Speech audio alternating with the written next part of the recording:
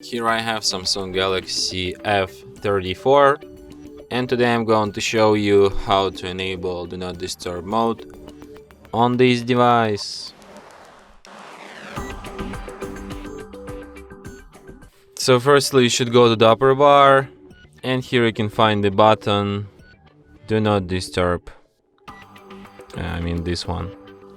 So here you can switch this mode. By holding your finger on this button you can access some of its settings. For example, you can set up a schedule for it. You can add interruptions like exceptions to this mode. It could be calls and messages from some contacts, from like repeated callers. You can also add app notifications to exceptions. You can add alarms and other media sounds, and you can also hide notifications. You can hide all notifications, or you can like hide specific kind of notifications and leave other just be. So yeah, and that's it. Thanks for watching.